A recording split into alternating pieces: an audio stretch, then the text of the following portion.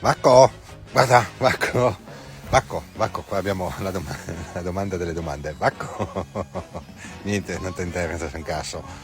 Allora, torniamo a noi. Vero, torniamo a noi.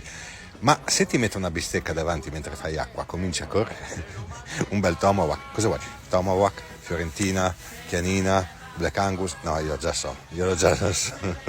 Odio su te. Tu vuoi il Wagyu. Facciamo una gara, vediamo. Allora, a te mettiamo la bistecca davanti, ok? Il bisteccone, sì.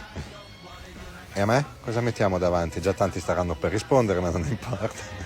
Per farmi correre, a me cosa mettiamo davanti? Ricordatevi che io sono gnagnofobico, quindi la risposta non è valida. Appurato tutto ciò, tu vivi sempre al tuo gran cazzo che te ne frega, perfetto. Il lavoro d'ufficio l'abbiamo finito anche per oggi. E sei ora dello spritz adesso. Bella lì.